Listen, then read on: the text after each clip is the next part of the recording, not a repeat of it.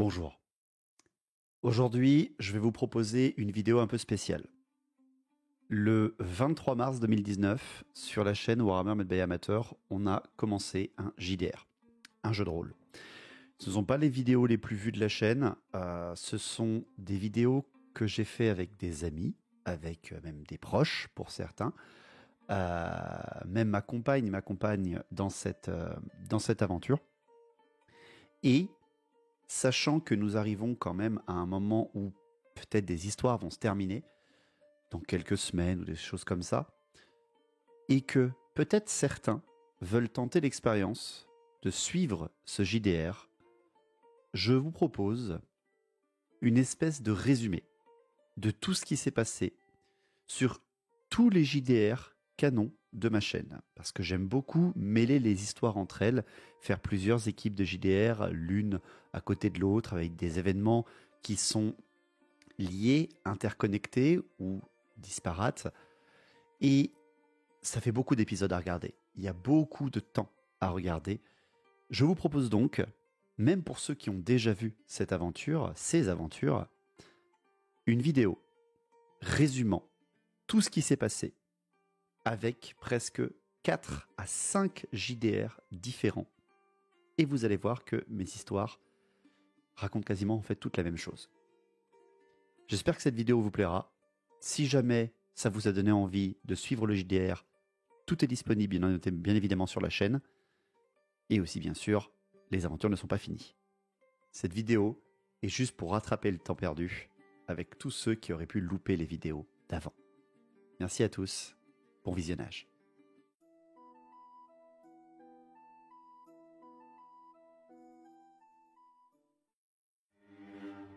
Notre histoire commence en 2520, dans l'Empire. Sauvant sur leur chemin Dame Laura, une héritière bretonnienne envoyée dans le Réclante inférieur pour épouser le fils des Gosser, les dirigeants politiques des lieux, Bédiver, le chevalier de la quête, Drong, l'ingénieur nain, Abusen, le répurgateur, et Olga, la tueuse naine, se rencontrent au temple de Myrmidia du territoire, après avoir subi des attaques d'Omra. Nos héros y croisent également un haut elfe nommé Kalad. Dans ce temple, ils rencontrent les dirigeants du secteur. Le Graf Gosser, chevalier de l'Ordre du Soleil, dirigeant militaire du Reikland inférieur et protecteur d'Ubersreik. Ilian, maître mage de la lumière, bailli d'Ubersreik. Karston, premier prêtre guerrier d'Ubersreik et maître de l'église locale, ainsi que Fletstern, capitaine des Gosser. Ils expliquent à nos héros que les hommes rats attaquent partout dans la région.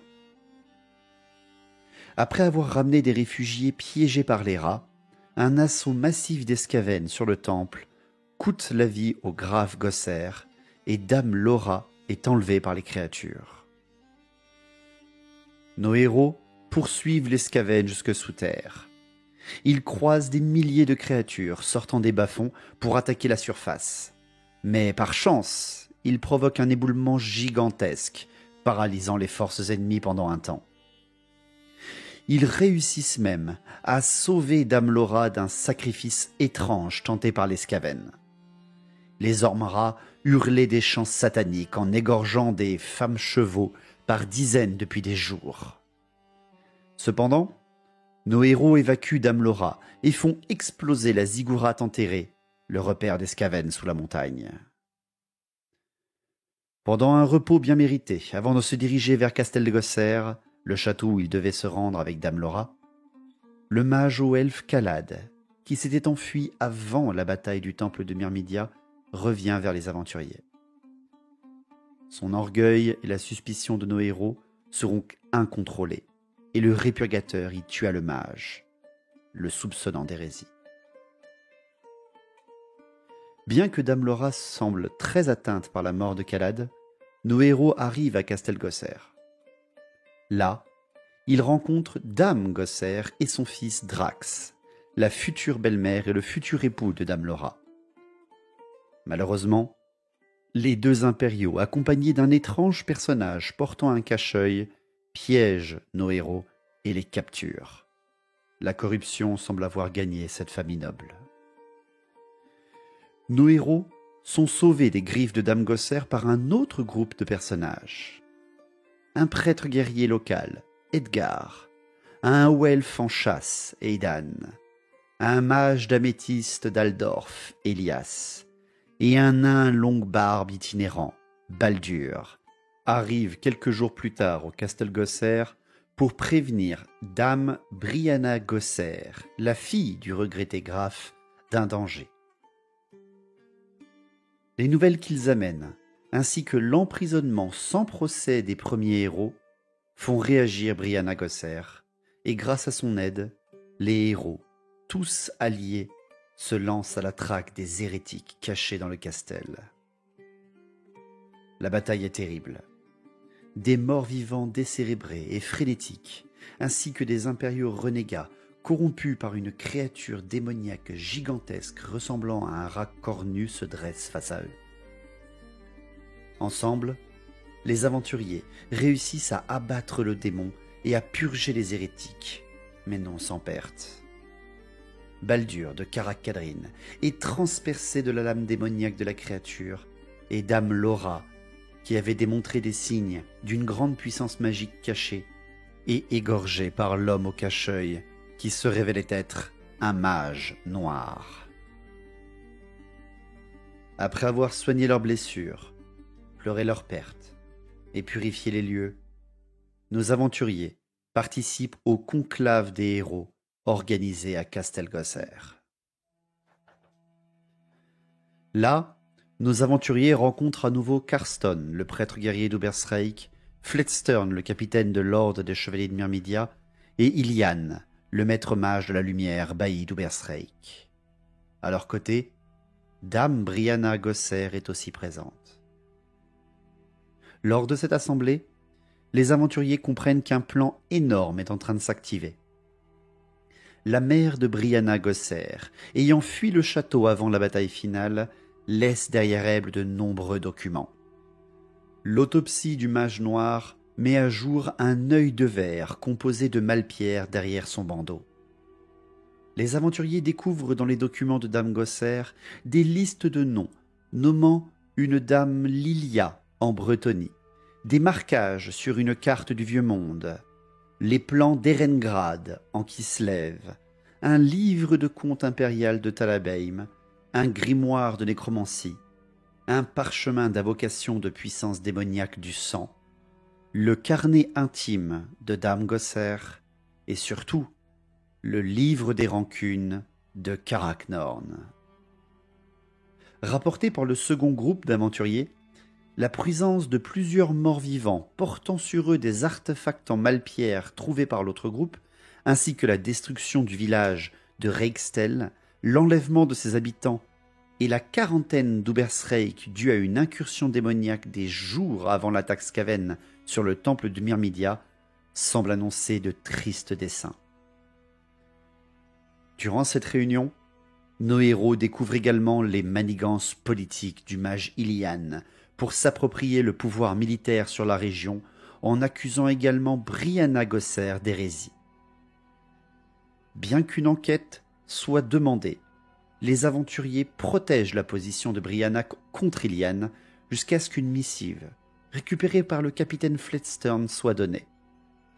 L'empereur lui-même, ainsi que l'Inquisition et le Collège de magie des cieux, annoncent que Brianna Gosser est innocente et que Ilian, en revanche, est désormais confiné à Ubersreik avant de nouveaux ordres. Les aventuriers voient sortir Ilian, qui annonce que tout ceci n'était pas fini et que tous les documents prouvant la corruption de Dame Gosser lui appartiendraient après l'enquête, en droit à son statut de bailli et régent d'Ubersreik. Le capitaine Fletstern reçut pour mission de la part du répurgateur Abusen qu'après avoir accompagné Ilian à Ubersreik, il devrait prévenir de la situation à l'Inquisition et demander des renforts en personne à Volkmar le Sévère. Dame Gosser, selon son journal et plusieurs autres preuves, est désormais en fuite dans la Regwald pour rejoindre une certaine tour sombre cachée dans la forêt. De plus, la présence du livre des rancunes de Karaknorn et un nom rayé sur la liste portant comme emplacement la cité naine inquiète les nains. Enfin, c'est le nom de Dame Lilia, une jeune femme qui commence à faire parler d'elle en tant que chevaleresse en Bretonnie, présent sur la liste de noms qui pousse Bédiver à agir. Les aventuriers décident alors de se séparer en deux groupes. Baldur est sauvé par sa détermination et par l'aide d'Elias. Ces deux-là, accompagnés par Edgar, le prêtre guerrier, ainsi qu'Aedan, le guerrier fantôme aux elfes, sont rejoints par Abusen, le répurgateur, qui ne désire qu'une chose, poursuivre Dame Gosser, la corrompue, récupérer l'épée du Graf Gosser qui a été volée par cet hérétique et purger le mal laissant dans l'Empire. De l'autre côté, Olga la tueuse, Bédiver le chevalier de la quête et Drong l'ingénieur décident de prendre la route à travers la passe de la Dame Grise pour voir si les nains de Karaknorn n'ont pas disparu. Si tout va bien, ils continueront leur chemin jusqu'en Bretonnie pour prévenir Dame Lilia du danger qui la menace. Nos groupes de héros partent alors chacun sur leur chemin, en ayant tout de même reçu le soutien inconditionnel de Dame Brianna Gosser et de son ordre, désormais protectrice militaire du Reikland inférieur et commandante des chevaliers de Myrmidia.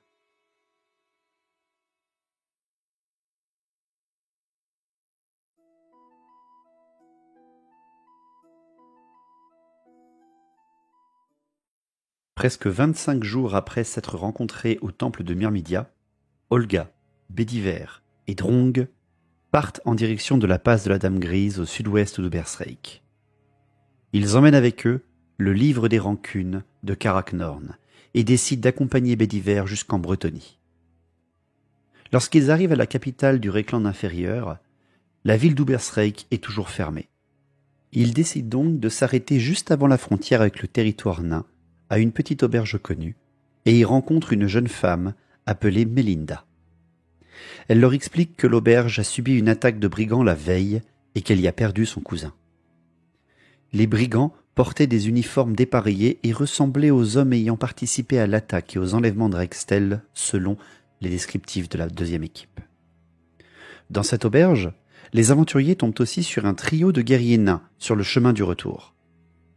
Maître Kral, le chef de ce trio, est en fait le commandant de la garnison de Karazaknorn, la porte fortifiée de la cité naine Karaknorn, cachée dans les montagnes. Désireux de cheminer ensemble, les aventuriers proposent leur aide aux nains pour les accompagner jusqu'à la porte. Le trio de nos aventuriers accepte également avec un peu de prudence la jeune femme Melinda à leur côté, car elle semble avoir compris en bonne voleuse le pourquoi de leur voyage. En quittant l'Empire, nos 4 aventuriers et les nains arrivent à la frontière de la passe de la Dame Grise et ils tombent nez à nez avec des peaux vertes installées à la porte frontière fortifiée des impériaux. Après avoir exterminé les peaux vertes, les aventuriers et leurs alliés traversent une partie de la passe et découvrent la porte de la cité naine. Là, l'entrée leur est interdite et les aventuriers comprennent qu'un événement s'est passé. Le nouveau roi de Karaknorn, Engrid Galar, a été empoisonné par les Skaven après une embuscade, certainement le vol du livre des rancunes. Paralysés par la convalescence de leur roi, les troupes naines sont retranchées à l'intérieur de la forteresse et les peaux vertes ressortent des montagnes sans risquer le courroux des nains. Le jeune frère du roi, Valgric Galar, devrait être nommé régent après sa mort. Cependant, la jeune sœur du roi, Dame Swazig, une très vieille amie de Olga, est partie dans les montagnes pour trouver de quoi soigner le roi. Les aventuriers rendent alors le livre des rancunes à Maître Kral, risquant malheureusement l'incident diplomatique lorsque les nains comprennent que leur ouvrage le plus sacré a été retrouvé chez une noble impériale. Pour éviter le début d'une guerre entre l'Empire et Karaknorn, et pour stabiliser la région, qui est devenue très dangereuse à cause des peaux vertes, les aventuriers se proposent d'aller aider la jeune Tannen partie en expédition pour récupérer les champignons soigneurs avant qu'il ne soit trop tard. Le chemin à travers les mines naines abandonnées est extrêmement lent et dangereux. Nos aventuriers vont combattre des trolls et des peaux vertes par dizaines, et ils réussiront même à trouver des survivants de l'expédition naine. L'un des rangers leur explique que Swazig est parti seul trouver les champignons, ses hommes étant trop blessés pour continuer. Nos héros retrouveront enfin la jeune Tan dans les soubassements de la mine, un endroit haut en légende, car un mécène de l'Arnain, Varric le talentueux, y a entreposé de nombreux trésors. Les aventuriers parviennent à soigner la jeune Tan et même à trouver d'anciennes runes majeures, ainsi qu'un appareil ingénieux permettant de tirer un grand nombre de projectiles en quelques salves.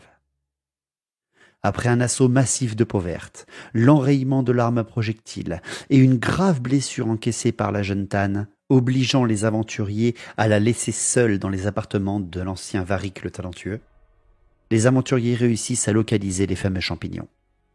Cependant, ils combattent une créature massive qui avait élu domicile au même endroit. Une gigantesque Arachnarok est vaincue sans que les aventuriers ne perdent l'un d'entre eux. Nos héros arrivent malheureusement trop tard pour sauver Dame Swazig, la jeune Tan naine. Frappés par le deuil et la perte de cet allié, les aventuriers parviennent tout de même à rallier Karazak Norn, la porte de la citadelle naine. Ils y découvrent une énorme armée peau verte exterminée par les défenses des nains. Les champignons sont donnés à temps et le roi peut être soigné. Les aventuriers seront accueillis en héros par les nains qui leur jurent amitié et fidélité. À la fin de cette histoire, Drong et Olga, qui étaient d'anciens parias, seront réhabilités. Mélinda sera même nommée représentante impériale auprès de la cité naine et Bédiver entendra une voix intérieure lui indiquant que la fin de sa quête du Graal approche et que tout se jouera en Bretonie.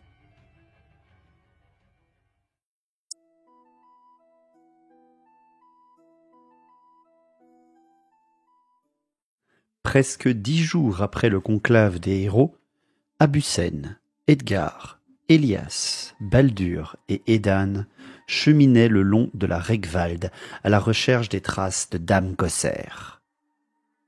Ils se dirigent vers la demeure de Nilus, le maître chasseur des Gosser qui habite dans la région. Après l'avoir rencontré, il leur explique que Dame Gosser est bien passée par la Regwald pour rejoindre la tour sombre. Nilus comprend que Dame Gosser l'a utilisée et lui a menti pour se cacher dans les bois, gardant avec elle un livre très étrange. Le maître chasseur rejoint alors les aventuriers pour les guider jusque là-bas en leur expliquant bien qu'il ne voudra pas y rentrer. Il leur fait comprendre que certains sites de pouvoir environnants dans la Regwald doivent rester sous sa protection. À travers les bois, les aventuriers et Nilus découvrent des traces de passage de nombreuses personnes prisonnières, certainement les enlevées de Rextel. Ils comprennent également que des hommes-bêtes et des humains ressemblant à des cultistes s'entretuent dans les bois menant à la tour sombre. Mais après avoir entendu un corps ténébreux à travers les arbres, les aventuriers décident de suivre Nilus alors totalement paniqué. Un des sites de pouvoir dont il a la charge est envahi par les sabots fourchus. Les aventuriers étudient le terrain pour prendre par surprise les créatures du chaos, pour qu'au moment où de lancer l'assaut, une comète s'abatte sur leur cible et qu'un assaut millimétré d'une force impériale frappe. Après avoir vaincu les créatures, les aventuriers rencontrent les lames écarlates et font connaissance de Dame Magda, magicienne et prophétesse du Collège des Cieux. Dame Magda se présente comme émissaire de l'empereur, mais aussi représentante des collèges de magie et membre de l'Inquisition. Elle et ses troupes d'élite des Lames écarlates sont en fait les renforts envoyés par la capitale grâce à la demande d'Abucène qu'a communiqué le capitaine Fletstern après le conclave des héros. Elle leur explique que ces forces doivent sécuriser les anciens sites elfiques de la région à cause d'instabilité et de corruption de cultistes. Grâce à Magda, les aventuriers valident aussi l'hypothèse que les Skaven qui ont attaqué le Récland inférieur aux côtés de vampires utilisent en fait les fameux artefacts de Malpierre pour contrôler mentalement les morts-vivants puissants. Enfin, Magda demande que Nilus reste à ses côtés, car ces lames écarlates doivent se scinder en deux. La moitié doit protéger les anciens sites elfiques, L'autre doit rejoindre Ubersreik, car la situation là-bas semble empirer de jour en jour. Les aventuriers traversent donc le reste des bois jusqu'à la tour sombre. Malheureusement pour eux, la tour est en fait infestée de morts-vivants. Au fur et à mesure de leur avancée et de leur combat, ils découvrent les enlevés de Rextel, tous devenus des non-morts. Profondément sous la tour, les aventuriers découvrent même des créatures monstrueuses, mêlant magie nécromantique et amas de chair putréfiée vivante. Après d'âpres combats et de nombreuses blessures, ils parviennent au sommet de la tour, là où les attendent leurs ennemis. Les aventuriers y rencontrent des cadavres de Skaven sacrifiés, ainsi qu'une bien étrange chose, un vortex de sang.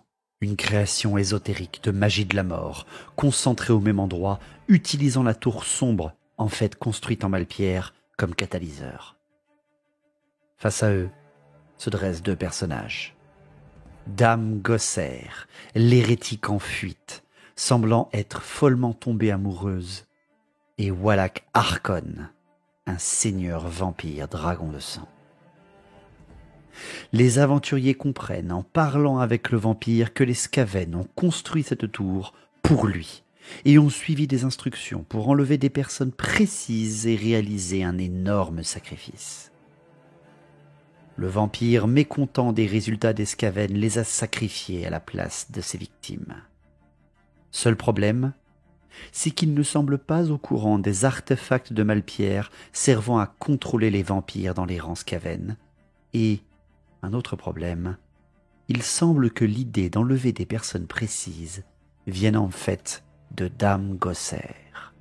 C'est à ce moment, grâce à un éclair de génie d'Ottmar von Abusen, le répurgateur, que les masques tombent. Dame Gosser est en fait une personne possédée par un démon. Elle utilise à la fois les morts et les rats pour arriver à ses fins et créer de ses propres mains un vortex artificiel de magie. Les aventuriers combattent alors à la fois les forces du vampire rendus fous de rage par l'idée d'avoir été manipulés et les hérétiques ainsi que Dame Gosser la possédée. Le combat sera mortel. Leurs ennemis trop nombreux et trop puissants auront raison d'un grand nombre de nos héros. Baldur sera tué par la démone.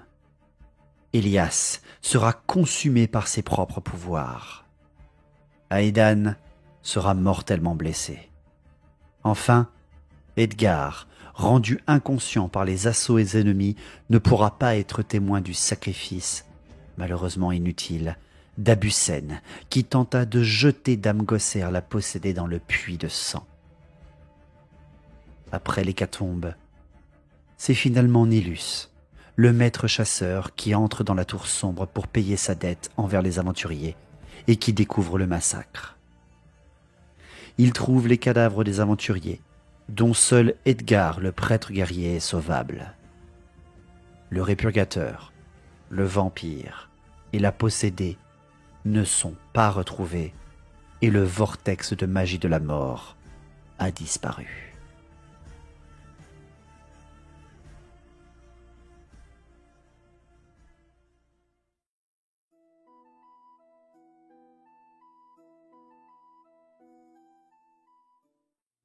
Pendant que les aventuriers de la première équipe sont dans les mines naines et que la seconde équipe vient juste de rencontrer Dame Magda et de quitter les Lames Écarlates en direction de la Tour Sombre, une nouvelle équipe entre en jeu. Les forces des Lames Écarlates ne sont pas les seules à être engagées pour protéger le Reikland inférieur. Dame Magda accepte dans ses rangs des elfes venus dans l'Empire en raison de troubles. L'un de ces elfes, l'Asraï Kirdan, poursuit des cultistes humains ayant tué un esprit de la forêt et ayant volé un morceau de son cadavre. Les deux autres elfes, des Assours d'Ultuan, Tulkas et Elteriel, enquêtent sur Kalad depuis des années et annoncent à Dame Magda qu'il était un agent de Teclis sous couverture pour surveiller les agissements du mage Ilian. Magda leur explique donc que la situation est compliquée. Après avoir purgé quelques cultistes traqués par Círdan, elle leur donne un sauf-conduit pour rentrer dans Ubersreik, toujours confiné, et d'enquêter sur la naissance d'un culte dans ses murs.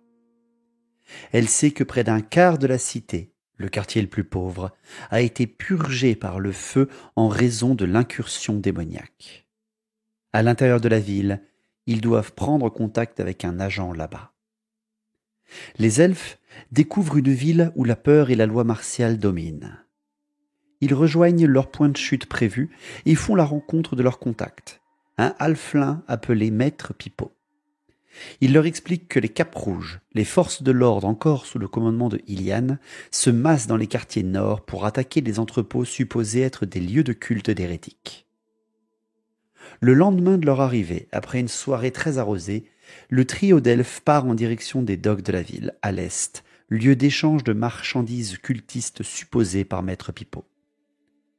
À l'intérieur, les elfes trouvent de nombreux cultistes, certains déguisés en médecins, et la supériorité numérique des humains aura raison de Tulkas, le lion blanc. Malgré cette perte, les elfes réussissent à tuer les cultistes et trouvent des preuves indiquant qu'ils enlevaient des habitants des quartiers anciennement brûlés. Ils trouvent aussi des survivants prisonniers qui prenaient leurs ravisseurs pour de vrais médecins soignant leurs maladies qu'ils ont contractées lors de l'incursion maléfique de la ville. Les survivants expliquent qu'ils ont été embarqués par 5 médecins d'un ordre inconnu. Les elfes comprennent alors que ces hommes dirigent le culte. Ils en ont déjà tué 2. Il en reste 3. Lorsque les elfes sortent avec les rescapés sous le choc, ils seront arrêtés par les forces de l'ordre. Círdan et Elteriel, après un passage en cellule, sont convoqués par Ilian dans son palais. Maître Pipeau tente de les faire sortir de là, mais sans succès. Arrivés au palais, Ilian les interroge. Il semble sur la défensive et soumis à une grosse fatigue. Il leur fait comprendre qu'il se méfie des elfes et qu'il n'a confiance en personne. Il n'écoute même pas que le danger vient de la compagnie, les faux médecins cultistes. Après de nombreuses questions, Ilian comprend qu'ils sont des envoyés de Dame Magda. Il les menace et leur explique qu'il doit rester le maître d'Ubersreik. Elteriel et Círdan découvrent alors le cadavre de Tulkas dans les appartements d'Ilian. La folie du mage éclate aux yeux des elfes. Il procède à des examens psychiques et physiques et sûrement à des expériences nécromantiques. Il semble corrompu par un pouvoir naissant. Il ordonne aux 2 elfes de tuer Dame Magda, qu'il accuse de diriger elle-même la compagnie. Les aventuriers réussissent à le convaincre qu'ils lui sont loyaux et réussissent même à sortir du palais. Il leur fait comprendre, avant de les laisser partir, que s'ils échouent, le quartier elfique récemment construit à Ubersreik sera également accusé d'infestation et brûlera sur son ordre. Les elfes, toujours loyaux à Magda, réussissent à rejoindre Maître Pipeau pour le prévenir de la traîtrise d'Ilian. Malheureusement, ils ne purent sauver la taverne où ils se rassemblaient. Les troupes du mage, comprenant qu'ils ne suivaient pas les instructions convenues, brûlent la taverne et pourchassent les elfes et Maître Pipeau à travers la ville. La course-poursuite est violente et Elteriel, le haut elfe, mourra noyé, propulsé blessé dans un puits de la ville par des gardes sous les ordres d'Ilian. Seul Círdan, accompagné de Maître Pipeau et de Varys, un prêtre de mort loyal à Magda, sortiront de la ville en vie pour rejoindre la sorcière au nord, là où les aventuriers ont compris que se dirigeaient les derniers membres de la compagnie. Dame Magda mobilise alors quelques membres de sa garde personnelle pour accompagner Círdan dans le repère des cultistes et purger la menace. L'assaut sur le repère est court et violent. Sortilèges de contrôle et combats sanglants auront raison des derniers cultistes, mais aussi de Círdan qui donnera sa vie pour venger la mort de son ancien ami, l'esprit de la forêt Madoc. Les lames écarlates qui l'ont suivi ramèneront son corps à Dame Magda. L'intégralité des cultistes de la compagnie auront été tués par le trio elfique et l'aide des humains. Mais désormais, un autre problème menace Ubersreik. Ilian. Magda doit donc mettre sur place un autre commando pour réinvestir la ville et couper la corruption à la source.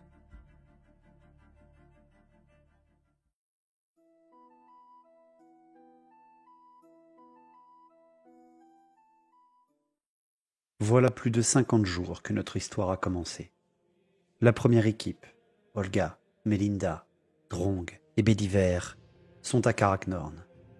Le survivant de la seconde équipe, Edgar, vient d'être ramené aux bons soins des Lames écarlates et de Dame Magda. Kirdan, le dernier survivant du trio elfique, a terminé d'abattre les cultistes avec l'aide des Lames écarlates. Mais depuis, Ubersreik connaît à nouveau des troubles. Ilian, le régent, a détruit le quartier elfique par le feu. Cet acte est la goutte d'eau qui fait déborder le vase pour la population. Personne ne pouvait croire que ces quelques maisons aient abrité un culte démoniaque comme l'accusation le dit. Le prêtre guerrier Karston lance une rébellion contre le pouvoir du mage avec ses troupes de fanatiques, les zélotes de Sigmar. Il réussit à renverser Ilian, mais l'insécurité de la ville explose et le mage disparaît avant son jugement. Un nouveau quatuor d'aventuriers est convoqué dans le quartier ouest d'Ubersreik par Maître Pipeau. Gildarts, le mage de la lumière, ancien apprenti d'Ilian. Erika, la prêtresse de Myrmidia. Liam, un nain des bas quartiers de la ville. Et William, un corsaire bloqué dans la cité depuis son confinement. Ils sont rejoints par Karston lui-même et des membres des Lames écarlates sous couverture. Ensemble, ils comprennent que la ville est encerclée par les forces des Gossaires et des Lames écarlates. Dame Magda dirige le siège et toutes les ressources sont utilisées pour retrouver et emprisonner Ilian. Karston demande aux aventuriers d'enquêter sur le mage pour trouver où il se cache. Des pogroms anti-magie et des combats entre gangs de la ville n'aident pas à commencer l'enquête. Après une première recherche dans l'une des dernières maisons d'Ilian encore debout, les aventuriers manquent de peu de mourir brûlés vifs par des zélotes ou assassinés par des membres de gangs sans foi ni loi. Grâce à ce qu'ils trouvent dans l'hôtel particulier, ils obtiennent l'adresse d'un laboratoire d'Ilian, caché sous le quartier sud-ouest qu'il a fait brûler des semaines auparavant. Lorsqu'ils s'y dirigent, nos aventuriers tombent sur des créatures mêlant chair putréfiée et magie, ayant une étrange ressemblance avec les créatures que d'autres héros ont affrontées dans la Tour Sombre.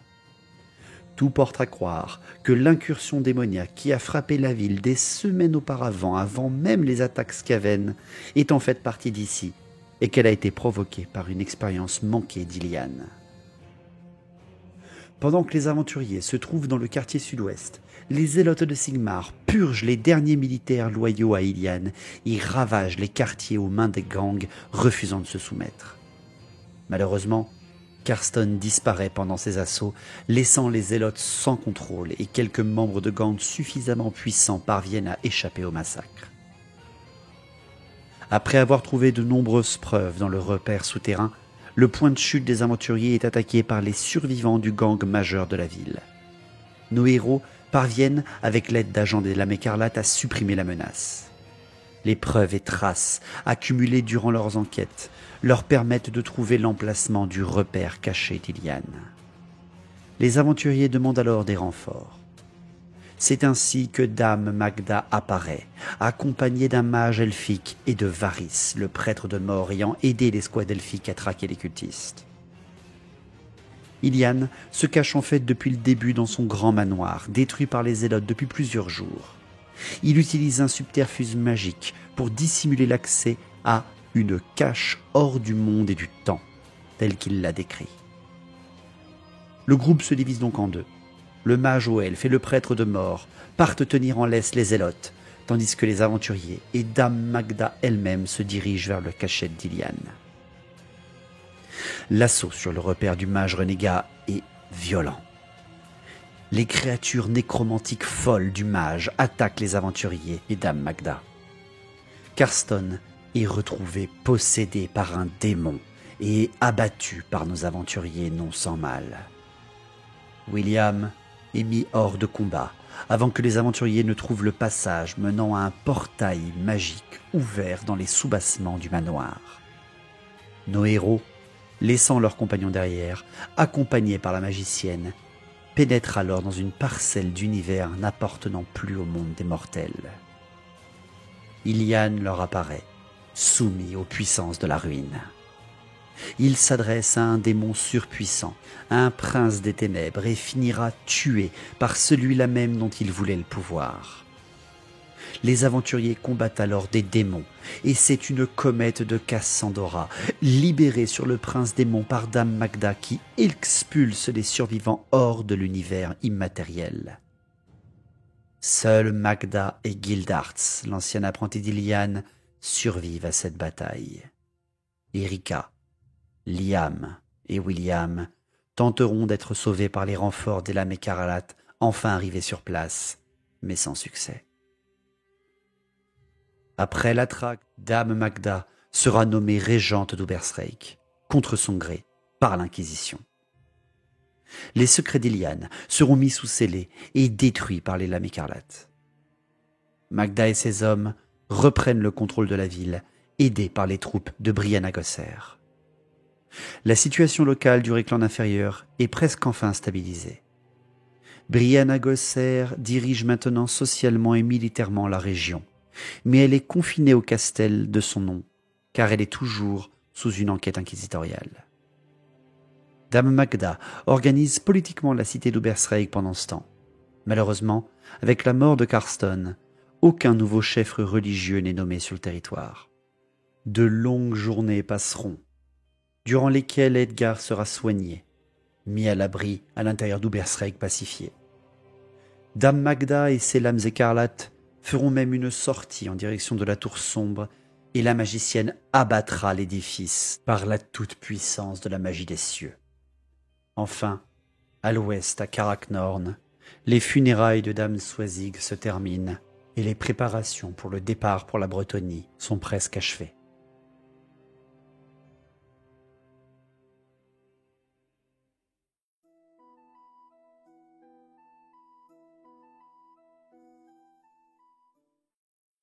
Voilà plus de 2 mois que l'aventure de nos héros a commencé. Les péripéties qui vont suivre se déroulent quasiment en même temps, mais chacune dans un pays différent.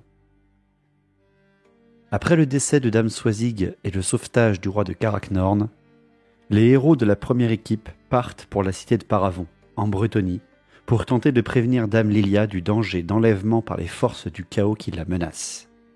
Ils sont emmenés par les nains en barge tonnerre depuis Karaknorn. À leur arrivée en Bretonie, ils rencontrent une agitation incroyable.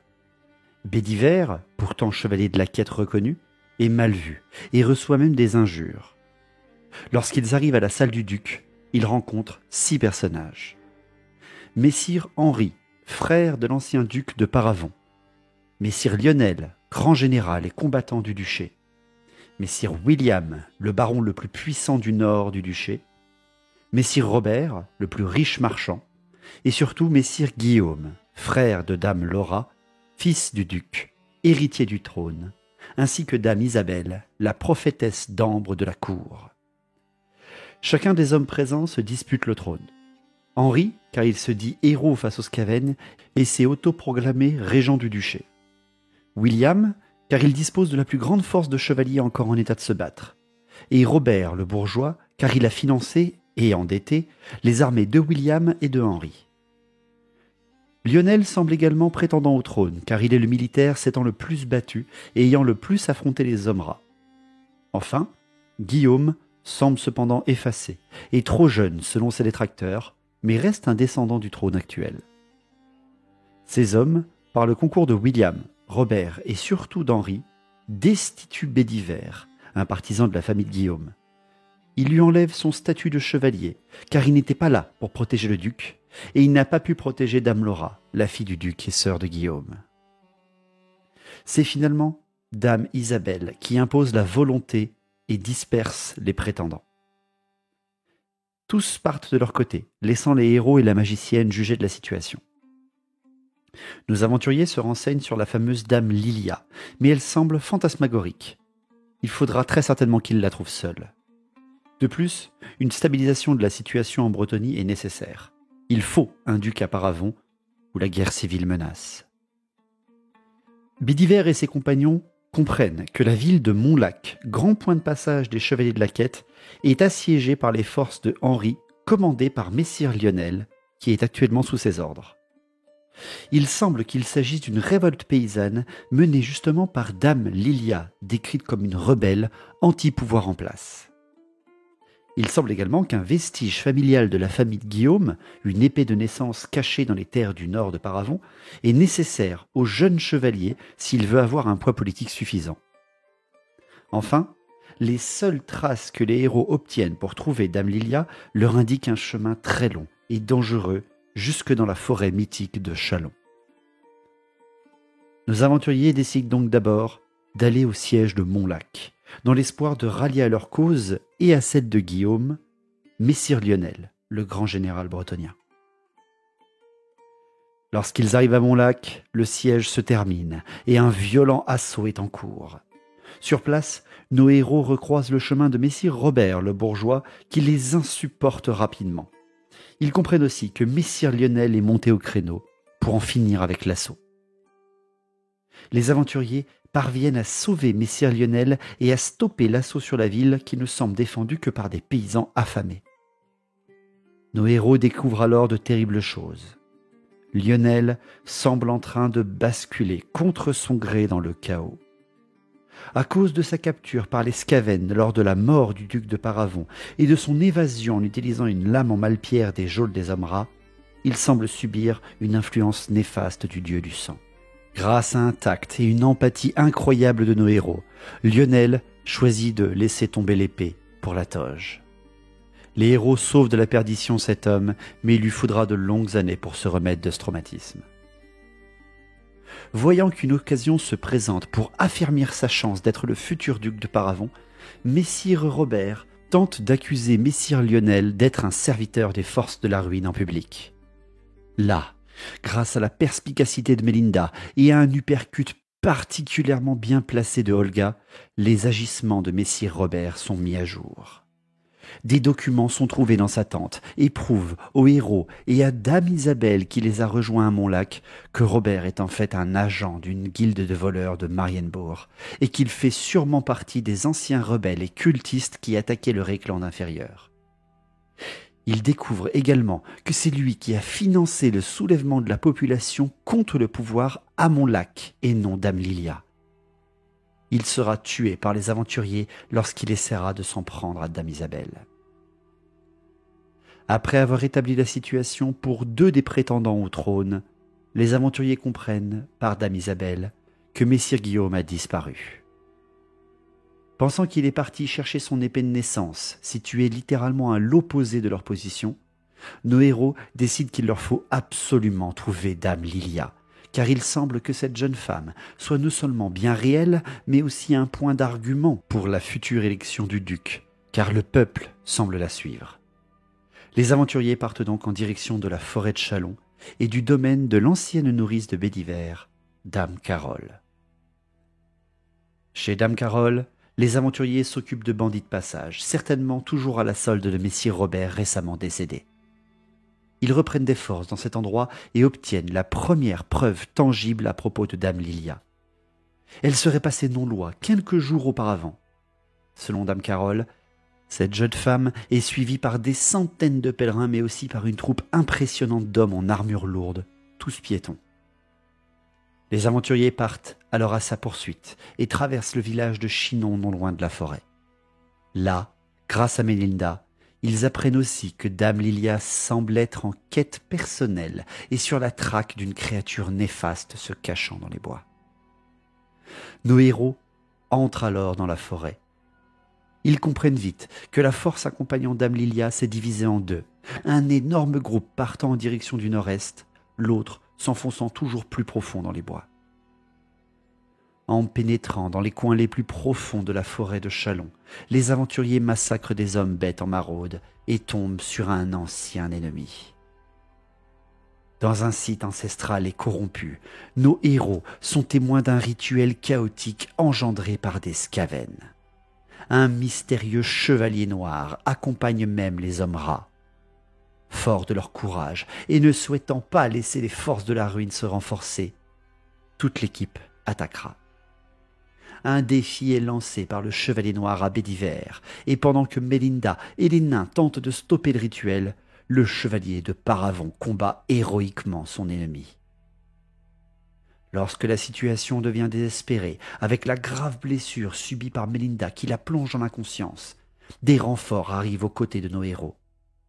Dame Lilia, auréolée d'un pouvoir incroyable, attaque avec ses hommes les Skaven. Le défi des deux chevaliers est remporté par Bédiver, tandis que Drong combat aux côtés des hommes et que Olga pulvérise les adversaires les plus puissants. Malheureusement, tout cela n'empêchera pas la fin du rituel, et lorsque tout semble fini, une faille dans la réalité s'ouvre et un démon majeur de cornes sort de l'éther invoqué par les Skaven. Les hommes de la chevaleresse seront massacrés et malgré une terrible blessure qu'elle infligera au démon pendant qu'il sort de la faille, même Dame Lilia sera éventrée sous les yeux de nos héros. La rage de vaincre donnera cependant suffisamment de force aux aventuriers pour que Olga, poussée dans ses derniers retranchements, ne parvienne à abattre le démon. Lorsque le calme revient sur le site du rituel, nos héros constatent, estomaqués, que Dame Lilia se régénère de ses blessures. Plus encore même, elle semble émaner d'un pouvoir divin et soigne par sa seule présence les plaies des aventuriers. Lorsque les regards de la chevaleresse et de Bédiver se croisent enfin, ils entendent tous deux l'appel du Graal. Dans un silence presque envoûtant, nos héros et Dame Lilia se dirigent vers le nord-est, en direction des contreforts des montagnes de la forêt de Chalon. Là, à travers un passage magiquement caché, Bédiver et Dame Lilia trouvent la fontaine du Graal. Ils y rencontrent le chevalier de Sinople qui défie les deux chevaliers. Prouvant sa valeur sans même dégainer sa lame, Bédiver se montre suffisamment digne pour que le chevalier de Sinople laisse cette jeune femme de basse caste et ce chevalier déchu boire dans le Graal et devenir, ainsi, des représentants vivants du pouvoir de la Dame du Lac. La quête de Bédiver est accomplie, mais il reste tant à faire en Bretonnie. Durant les actions de la première équipe, Edgar, en convalescence à Oberstreik, se remet lentement et difficilement de l'hécatombe de la Tour Sombre. Le prêtre guerrier est frappé nuit après nuit de terribles cauchemars, lui montrant un site maudit où résonne une voix familière. Presque un mois après avoir été sauvé par Nilus, Edgar est convoqué par Dame Magda, la nouvelle protectrice d'Oberstreik. La situation en ville est enfin stabilisée. Les Lames écarlates, sous le commandement de Samara, une répurgatrice sous les ordres de Magda, purgent la ville des dernières traces de corruption laissées par Iliane et ses créations. Lors de la réunion entre la magicienne et le prêtre guerrier, de nouveaux protagonistes sont arrivés à Oberstreik sur la demande de Magda. Un elfe des bois, Galabruel, envoyé d'Ariel, la reine éternelle d'Athel-Lorraine, après la disparition de Círdan. Lyudmila, une kislévite d'Erengrad, et Dogdor, main noire, tous deux membres honoraires des Lames écarlates, rencontrent Edgar. Ce nouveau groupe reçoit alors des nouvelles de Samara la répurgatrice et Dame Magda. L'enquête sur les Gossaires est terminée. Samara annonce l'innocence officielle de Dame Brianna Gossaire et Magda rassure Edgar en lui annonçant que le village de Rextel, d'où il est originaire, est enfin en reconstruction. Cependant, c'est un autre problème qui inquiète la magicienne. Depuis qu'Oberstreik est pacifié, Dame Magda a reçu l'ordre de Volkmar le Sévère qu'elle ne devait plus séparer ses lames écarlates en deux. On lui a intimé l'ordre d'abandonner les anciens sites elfiques qu'elle protégeait avec ses troupes pour renforcer la présence des forces de l'Empire à Oberstreik. Malheureusement, depuis la disparition du vortex de magie de la mort dans la Tour Sombre, des événements terribles se passent dans le Reikland inférieur. Des disparitions sur des sites de croyances impériales sont recensées et des attaques de démons percent la réalité sur les sites elfiques. Les lames écarlates ont réussi à repousser les plus grandes, mais certains sites ne disposent plus de la protection des soldats de Magda depuis qu'elle a reçu l'ordre du grand théogoniste. Ses forces étant occupées à Ubersreik, elle nomme, en accord avec les vœux de Dame Brianna, ce nouveau groupe d'aventuriers, gardiens du Fort du Dragon, une place défensive impériale, symbole d'autorité dans le Reikland inférieur. Les aventuriers se lancent alors dans la dure tâche qui leur est confiée, protéger les habitants et les lieux saints de la région est d'Ubersreik. Nos héros partent donc tous d'abord en urgence sur le cercle elfique, ne disposant plus de protection militaire, craignant une incursion démoniaque. Après avoir été surpris par des brigands de grand chemin, les aventuriers comprennent qu'il n'y a pas qu'un risque de démons qui rôde dans la région. Les troubles à Ubersreik semblent avoir migré dans les campagnes. Lorsque nos héros parviennent au cercle elfique, ils y découvrent une catastrophe. Sur les 8 pierres gardiennes qui devaient être présentes, seules 7 ont encore debout, et la 8e, une pierre censée capter le vent de magie de la mort, semble avoir disparu. À sa place, perçant la réalité même, une faille dans les royaumes du chaos est ouverte. Après avoir combattu des mutants attirés par le pouvoir et des démons sortant de l'éther, les aventuriers parviennent à refermer la faille et à désactiver le cercle elfique pour éviter que la magie s'y réaccumule et ne rouvre une porte. Une solution radicale mais efficace. Après cela, nos aventuriers partent en direction de leur nouvelle demeure, le Fort du Dragon. Ils y découvrent un fortin solide mais sous-équipé et ils y recroisent Dame Samara. Après leur rapport à la répurgatrice, elle leur laisse la direction du fortin et repart pour Ubersreik. Nos héros, désormais dirigeants de ce château, rencontrent leur sénéchal sur place, Herman. Avec son aide, ils ordonnent de nouveaux aménagements et recrutements, et prennent même connaissance de la situation politique sur place.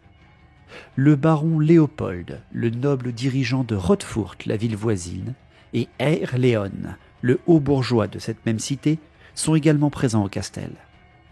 Ils expliquent aux aventuriers que les capes grises, les forces du baron, sont dépassées par un banditisme en pleine expansion en ville et dans les alentours. Les forces militaires et les ressources sont toutes envoyées à Ubersreik, appauvrissant la région.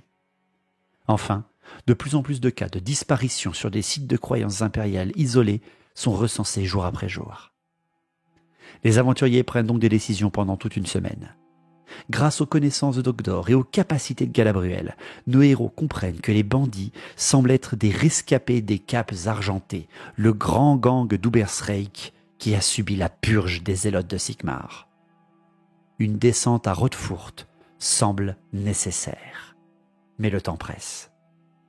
La garnison du fortin pendant ce temps est également grandement améliorée et sous les ordres des aventuriers, les patrouilles reprennent. À nouveau prêts, les héros partent en direction du site impérial de Thal, où les disparitions continuent d'inquiéter le pouvoir local. Après quelques jours de marche, ils parviennent à cet arbre sacré. À leur arrivée, un sentiment de malaise les envahit soudain. Un manque naturel atteint leur corps et leur esprit. L'arbre semble mort, et un trou béant en son centre attire leur attention. Ce site est en fait un réceptacle naturel de la magie de la bête. Enfin, il l'était. La magie, normalement présente, semble disparue, voire volée.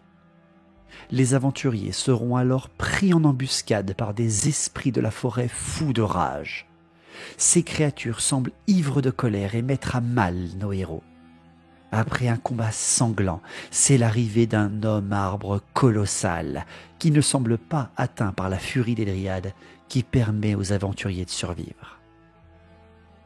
Après leur victoire sur les dryades frénétiques, notre groupe voit que cet esprit de la forêt est lui aussi tout de même corrompu comme les dryades, mais qu'il a réussi à se contrôler suffisamment longtemps pour purger le mal qui envoûtait ces lieux. Il est arrivé jusqu'ici, mais seulement pour se sacrifier. Galadriel comprend que l'implantation du cœur empli d'énergie de la vie de l'homme-arbre peut créer un nouveau site d'énergie naturelle. Les aventuriers feront tout pour éviter le sacrifice de l'esprit de la forêt, mais leur malchance les frappe. Non seulement la magie de la bête ne peut être à nouveau canalisée dans le cœur de l'arbre, mais le sacrifice de l'esprit de la forêt s'avérera inutile lorsque son cœur se brisera au sol. Les aventuriers repartiront alors en direction du fort du dragon, le sentiment de l'échec planant sur eux. Certes, le site sacré est désormais sécurisé, les disparitions ayant été certainement provoquées par les dryades frénétiques. Mais c'est une nouvelle menace qui obnubile les pensées de nos héros. La magie de la bête, présente ici, ne semble pas s'être dissipée. Elle semble avoir été arrachée à ces lieux. Tout comme la magie de la mort de la pierre gardienne du cercle elfique. Peut-être qu'un nouvel ennemi, beaucoup plus puissant que ne peuvent imaginer les aventuriers, menace le Reikland. Voilà. Grâce à cette vidéo de moins d'une heure, vous venez d'avoir un résumé de toutes les saisons de JDR. La saison 1, la saison 2, la saison 3, les épisodes en live qu'on a réalisés à l'époque sur YouTube et quelques-uns sur Twitch qui ont été extrêmement résumés. Vous êtes, grâce à cette vidéo, prêts à avoir la suite. Peut-être la fin des JDR sur cette manière sur la chaîne. J'espère que ce résumé vous a plu, qu'il a pu vous permettre, pour certains qui n'ont pas vu toutes les vidéos, de réviser un petit peu, de revoir quelques petits clins d'œil par rapport à certains personnages qu'on a peut-être oubliés ou qu'on ne se doutait plus qu'ils étaient liés à quelque chose comme ce que vous avez vu. Merci à tous d'avoir suivi cette vidéo. N'hésitez pas, si vous voulez revivre les moments de vrais jeux de rôle, les jets de dés, les échecs critiques, les réussites critiques, les bonnes idées, les mauvaises idées des joueurs et leurs réactions, bien sûr, allez voir les playlists saison 1, saison 2, saison 3, JDR en live. Tous ceux-ci sont encore disponibles sur la chaîne. Merci à tous et vous aurez votre suite prochainement pour les JDR. Merci et bon week-end.